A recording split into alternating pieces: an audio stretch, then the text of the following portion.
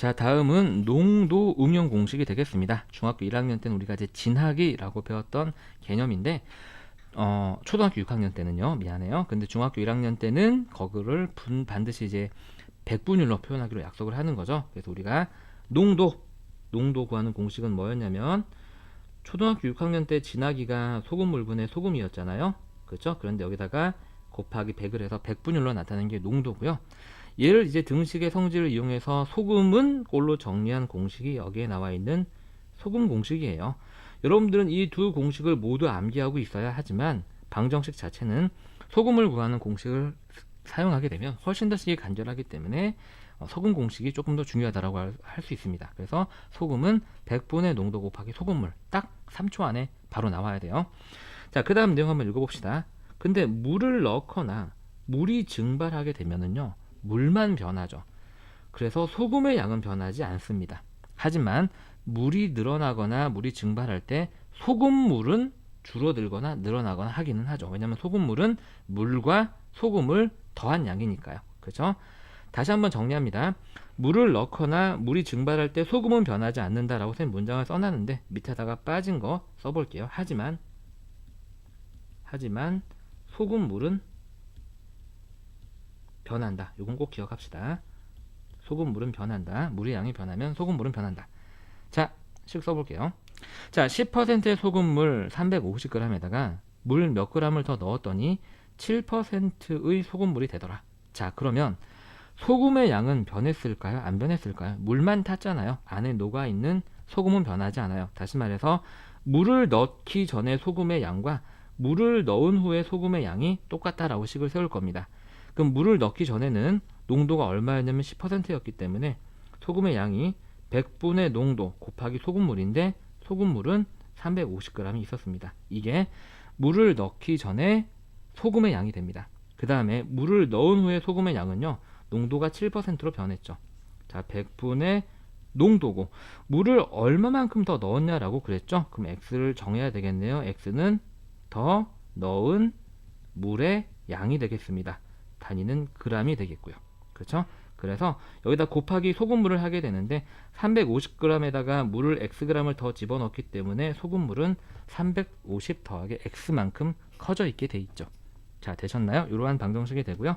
자, 그러면은 이게 또 한 덩어리의 항이고요. 얘가 또 한 덩어리의 식이죠. 그래서 각각 덩어리에다가 100을 곱하게 되면 이렇게 약분이 되고 좌변은 10 곱하기 350이니까 3500이 됩니다.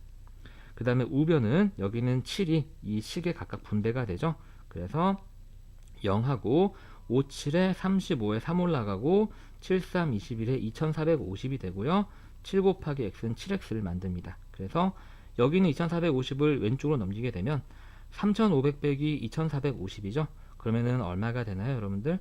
950이 되나요? 네, 이렇게 되겠죠. 그죠? 950. 미안합니다. 그 다음에 950은 7x라는 이런 식이 되겠죠. 950이 맞나요? 1050이군요. 미안해요. 뺄셈도 못하면서 수학 가르친다고 하고 있네. 1050입니다.